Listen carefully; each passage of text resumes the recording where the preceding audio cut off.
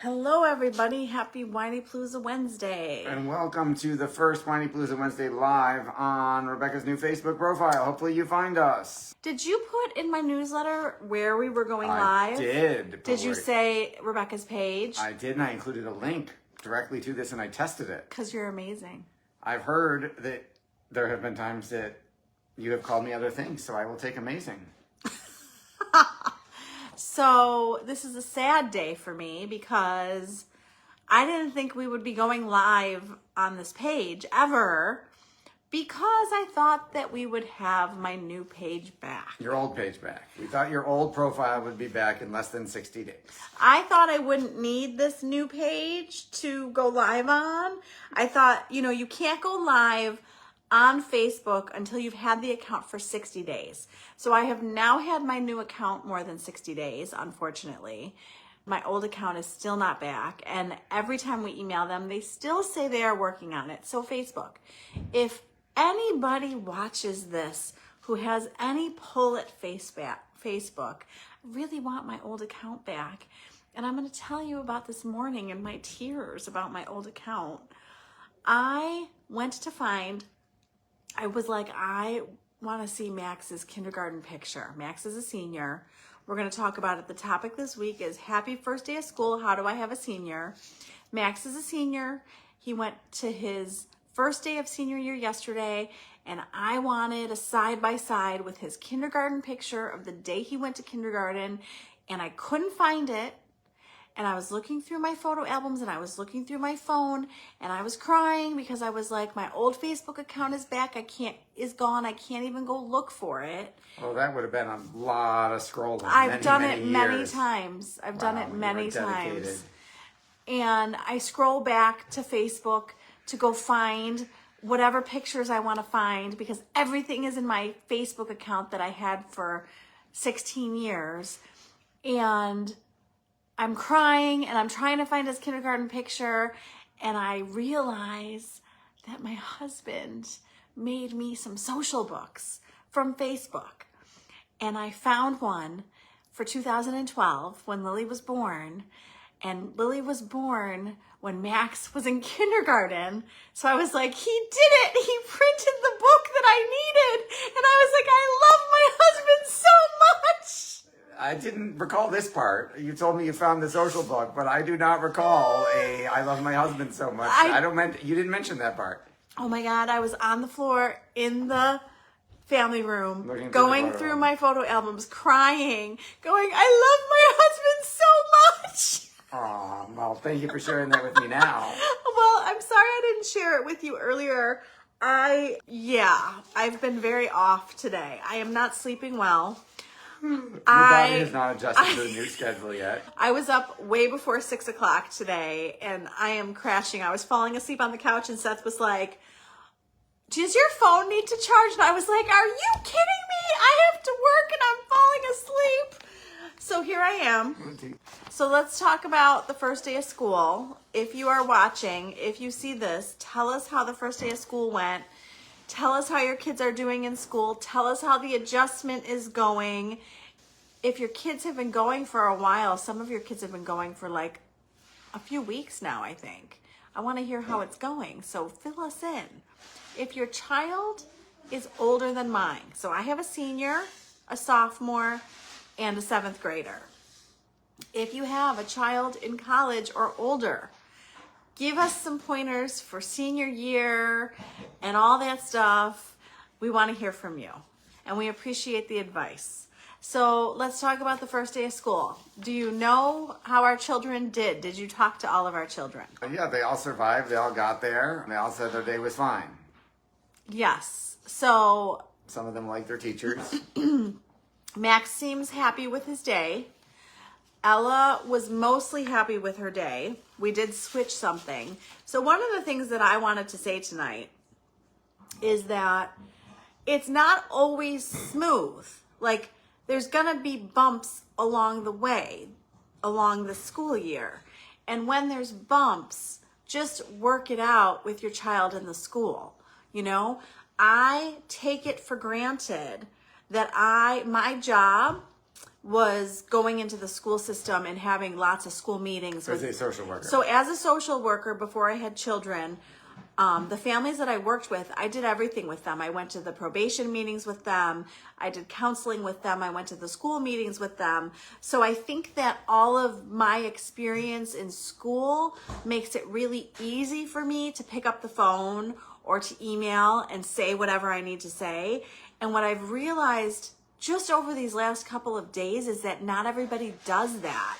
And not everybody realizes that you just need to make a phone call. Advocate for your kid. Yes. So what are they doing in there? Ice? Yes. That is some major ice noise in the kitchen. So if you have bumps, advocate for your child and be nice to the school. We can get what we want while being nice. If we're not nice, the school doesn't want to help us. More flies with honey than vinegar. Yes. Max had long hair too, and he just chopped it off. Wasn't as long as mine, but it was long for him. It was long. So, okay, so Ella had one bump that we fixed. I think we fixed. Lily did well, and I'm trying to think of any details from school to report to you, but they all have great teachers. They have some friends in some of their classes. I have also learned from my 7th grader. So what I want you to know is that I have been at this middle school with my children for a very long time. And I know most of the middle school teachers. So Max and Ella had a lot of the 7th grade teachers who like and wanted for my daughter. So come to find out from Lily that she cares more about friends in her classes than the teacher, which I didn't even ask her. I mean, for me as the mother, I care about who her teacher is. And for her as the kid, she cares about who's in her class. So I didn't think about that, but she has pretty much all of Max and Ella's teachers. And it's just so nice. It's so funny to me. And I think Mrs. Paulzak is here, and she understands this because she got all 3 of my children. Hello, Mrs. Paulzak. Tell us how the first 2 days of school went. So she had all 3 of my kids, and she's wonderful. And it's so exciting when a teacher that you love gets another one of your kids. So I went up to one of my favorite 7th grade teachers, and she's like, I get the 3rd green. And I was like, yes, I'm so happy. So yes, this excites me when my kids get good teachers. So, oh, it was fantastic. Yay. I love that her first 2 days were fantastic. I think that everybody is going to sleep so well this weekend. I think everybody is going to need lots of sleep. I think everybody's tired. And I think that it's harder. An early football game? Well, yeah, but she wanted to get up at 6 in the morning. Yeah, I mean, I think that it's harder for the high schoolers than for the middle schoolers because the high schoolers go to school so early. Yes. So it's like a huge sleep adjustment. I am totally messed up. Are you messed up, or are you just as is, as normal? Well, I don't normally get up at 6, so I am a tiny bit messed up. But no, I'm getting woken up at 6 and going back to bed and doing stuff. You are going downstairs and starting your day, so it is a much bigger adjustment for you than for me. So I'm waking you up when I get up. Yes, and the children also make noise and close doors and walk in, and yes. So when I get up, I need to get out and shut your door. If that's possible. I mean, sometimes there are animals asleep in our room that prevent that. Right. Okay. So they all had a good... It's not about me. You're the one doing the work. I'm the one driving Ella to school, coming back, driving Lily to school. No, we don't use the bus. And I know we're going to get lots of comments about that. Oh my gosh. So I go to South to pick up Ella because Max was staying after for football. So I went and picked up Ella, and Max couldn't drive Ella home. And my friend is there with her father, and we're all talking, and he's like, why don't you put your kids on the bus? What happened to the bus? How did we get here where we don't use the bus? You spoiled our children. Oh my goodness, did I spoil our children? Do you use the bus or do you drive your children? I want to know. I want to know what you're doing. Okay, so I'm very excited for this year. I think it's going to be... This is the first year I've seen you, like, genuinely excited. I will tell you something. I have never felt ready to go back to school before. What is the difference for you? Because that is a big shift. That has never happened to me. You are normally a big resistor. I'm a big school resistor. I love the summer. It's funny because Ella was like, I was like loving all the fall stuff in the store. And Ella was like, I thought you didn't like the fall. And I was like, no. I like the fall. I enjoy all the pumpkin things and all the decorations. In fact, I'm going to put out all of my fall decorations. All fabulousness. But I love the summer more. So I do enjoy the fall. Mrs. Paulzek says, I love the neon sign, but I also love the artwork by the Green Children. Mrs. Paulzek, the artwork by the Green Children is still here. It's still around the room. She's saying she likes both. I know both. We moved like 2 pieces to make room for the sign. I think we're going to revamp this playroom. We don't really need a playroom anymore. There's not much playing going on. Do you want to know what they do in the playroom? They exercise. They literally work out in this room. What I really want to do, we're going to ditch this little couch that we're sitting on. I want to get a big comfy couch, and I want to get rid of all the toys because no one's touching. Why do I have toys in here that are sitting here that nobody touches? Yeah, we could put more workout equipment over there. Empty the room, and we're going to make it look different and updated. And I drive my high school kids. The bus comes too early for him, says Mrs. Paulzek. Yes. How do you drive him and teach at the same time? How do you get to school? Yeah, she has plenty of time. Oh, okay. Because if she's taking her kid to high school, they want to be there by like 7:20, 7:30. And the middle school starts at that's right. Okay, there's a time gap. Yeah, I drop Lily off at 8:40. So the first drop off is Ella wants to get there around 7:25-ish, and then Lily wants to get there at 8:40. Got it. Okay. So far so good. I hope so far so good for your kids too. In all of the mothers that I talked to, there was only one child who was having anxiety about going back. Everybody else seemed to be in a good place. I did have one kid tell me they didn't want to go back to school, but most kids were like, I'm ready. Like Ella was like, I'm ready. So why was I ready this year? Do you have any thoughts on that? I'm asking you why you summer was crazy. So like I did not have a relaxing summer. I don't know about you, but my summer was not relaxing.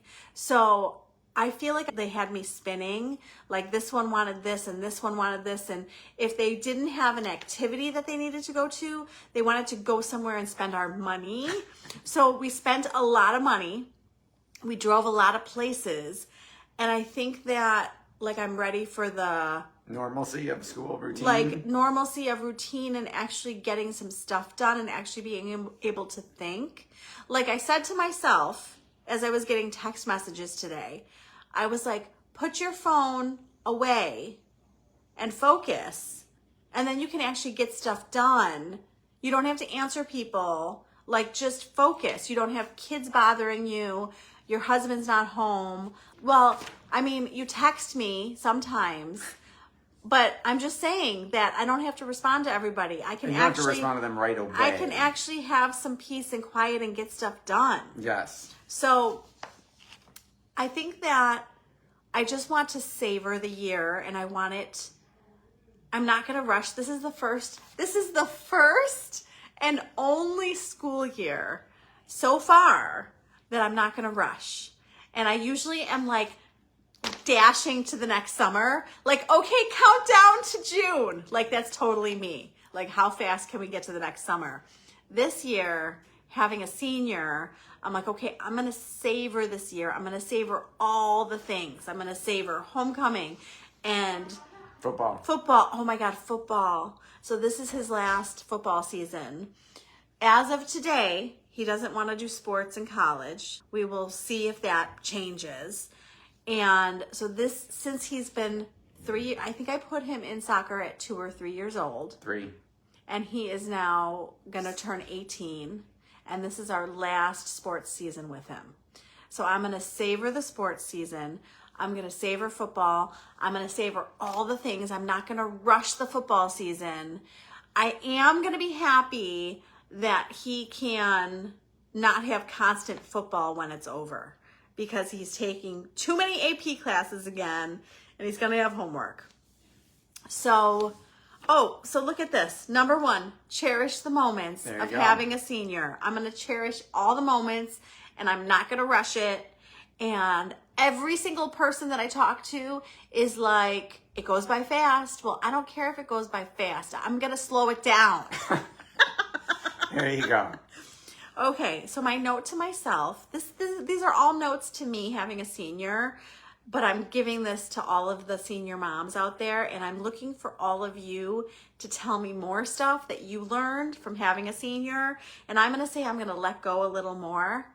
I'm releasing control more and more, and I notice myself doing it. It's a natural thing.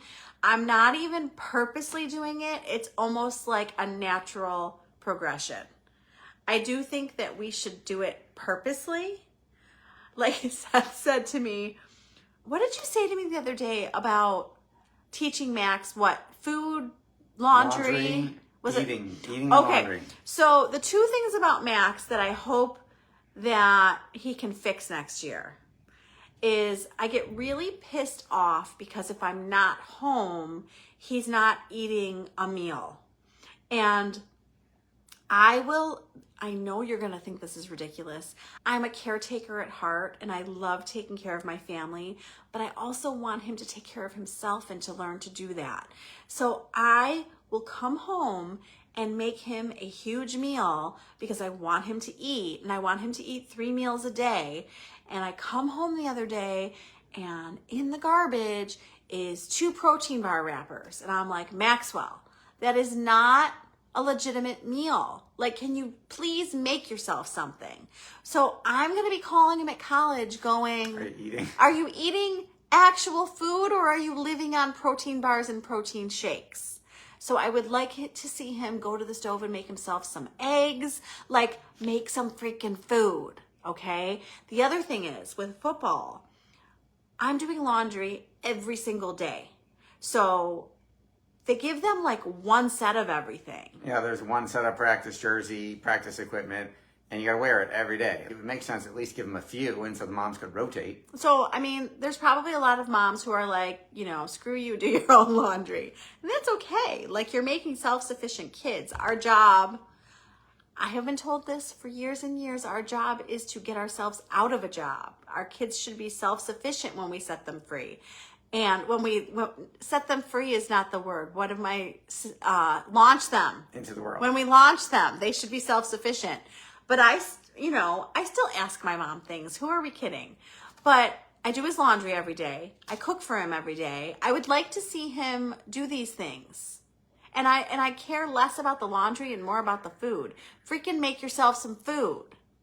I even called him the other day and I'm like, you can get some yogurt and granola. You don't need to survive on popcorn and protein bars and shakes and whatever else he's grabbing to eat.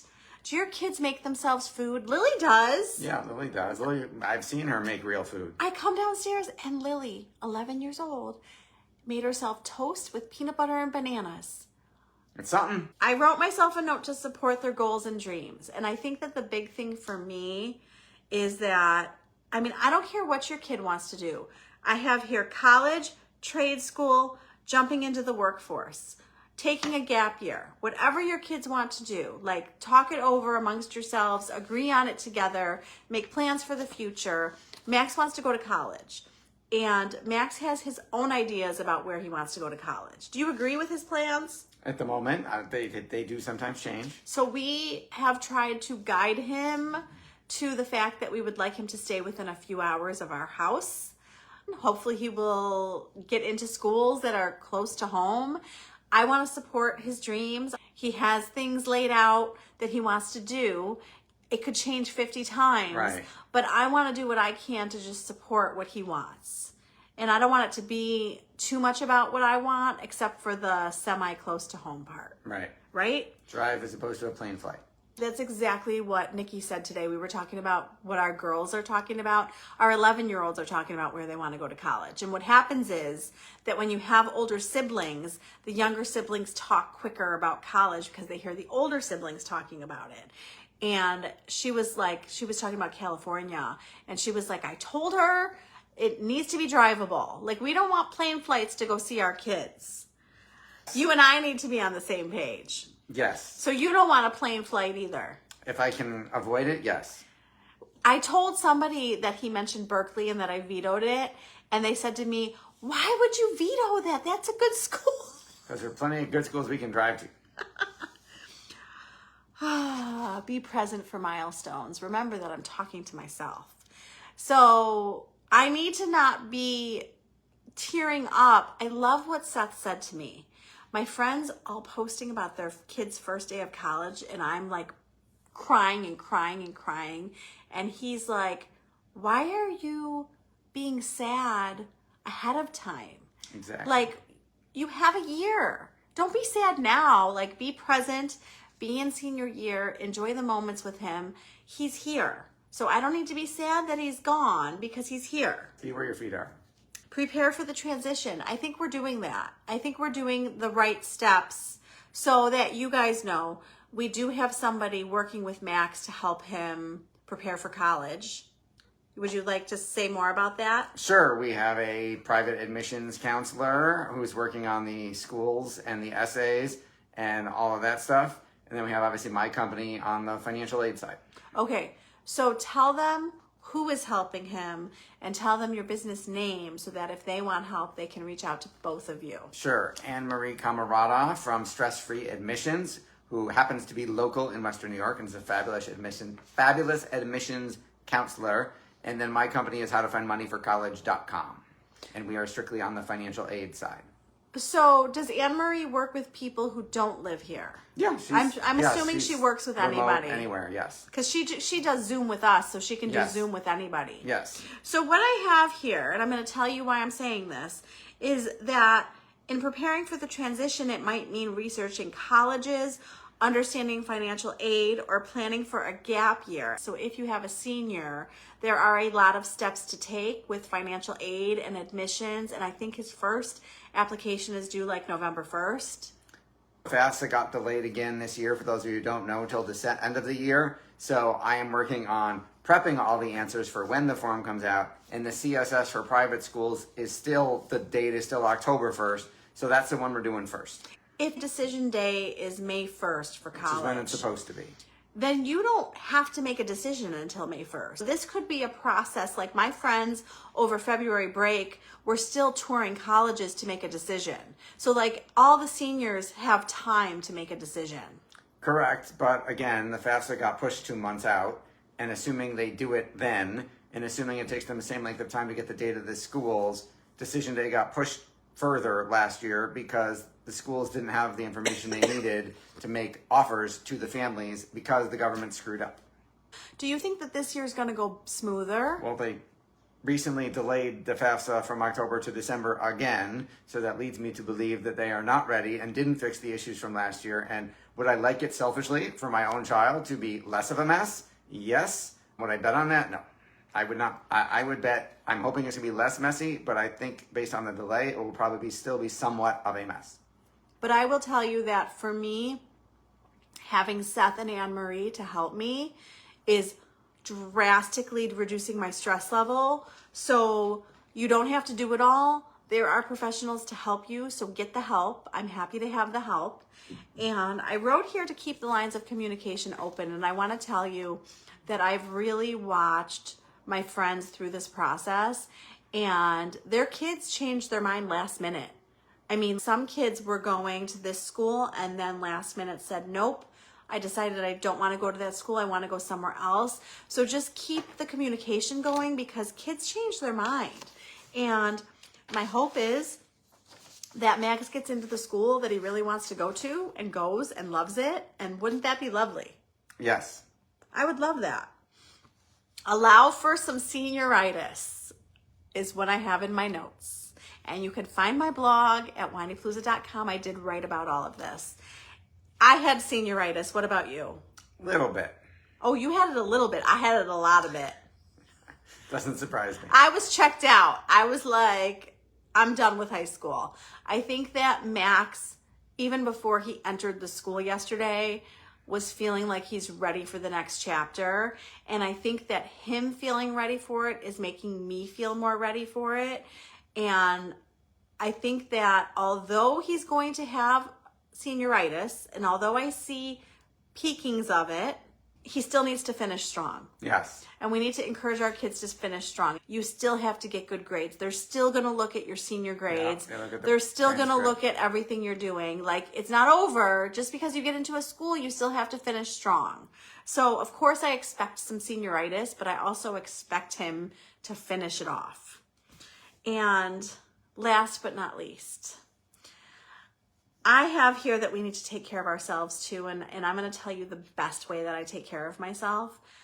I have the luxury of talking to a lot of moms, and I bumped into, there's one particular mom that I'm thinking about right now that I bump into at Wegmans almost every time I go to Wegmans, and she has a senior, and we talk, and everything that she was expressing is what I was feeling.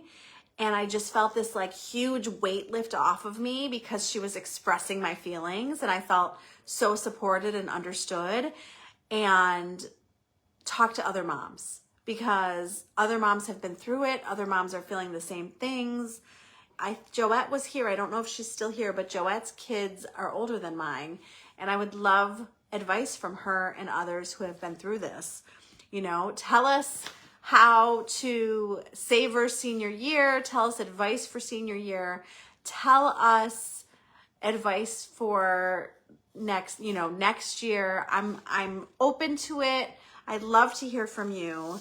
I think it's going to go fast, but I'm going to attempt to savor every moment.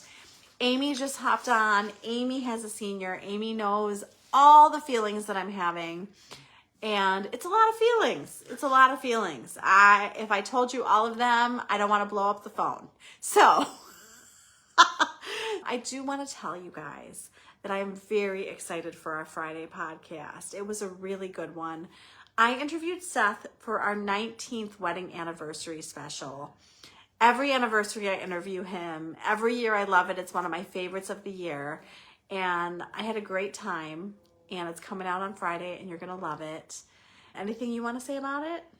I had a wonderful time being interviewed by you. You are a fabulous host, and I always feel like we have a romantic therapy session every time you interview me. Isn't that funny? It is good for our marriage. I would say interview your spouse. It's good for your marriage. Ask them questions. Like a date. Amy's still freaking out. Amy, I'm wondering how we got here. Like, I literally can vividly go back to sending him on the bus to go to kindergarten. I could go back there in 2 seconds. I can go back to him being born. Like, how are we here? Tell me that. You kept feeding him. He kept growing. Time passes. Well, I mean, 19 years passed, and we've been married 19 years. It's kind of crazy. Yes. Next year's 20, baby. Yes. What are we going to do? I'm going to take you somewhere if you let me. Where are we going to go? Oh, tell us where to go for our 20th anniversary. I would love to book it and plan it. He just wants me to pick somewhere. No, you're giving me dates. I am emailing the places and saying if they have availability, so that narrows down our choices. Okay. All right. We'll see what's available. So that's our topic for this week. You knew it was coming. And like, comment, share, rate, review, subscribe. Go to whinypalooza.com. Find the link tree. See all of Rebecca's amazing resources, and make sure you sign up for her 3 times a week awesome free email newsletter with great marriage and parenting tips and tricks. There are dozens and dozens of people signing up for that newsletter every single day. Join the awesome in crowd and get in on her newsletter. That's so sweet. I do want to tell them that in the Whiny Palooza Mom group on Facebook, it's free and supportive. We just finished the September back to school challenge. And if you go join it, or if you missed it and you're part of the group, go comment on the 3 posts, September 1st, 2nd, 3rd, and then I put all the comments in and I pick a winner. So I will pick a winner soon. I'm going to give people a little more time to comment, and then I will pick a winner to give a prize to. So I hope everybody's adjusting well, and I hope that you get more rest than I've been getting. I hope that I get better rest tonight, and we will be back next week. Happy Winey-Palooza Wednesday. Thank you for tuning in to the Winey-Palooza podcast. If you like what you heard, please be sure to subscribe so you never miss an episode. While you are there, leave a review. I love to hear your feedback. Thank you so much for listening. Until next time. This show has been produced by Market Domination, LLC. To discover how you can have your own show completely done for you and turn it into a real published book and become the authority in your marketplace, go to www.marketdominationllc.com/podcast offer. 49 faces looked to him in triumph. Over the last 12 months, they had each taken turns and promoted his business for a week at a time, driving over $987,342 in revenue. What if you had a network of 50 centers of influence who promoted your business every week for a year?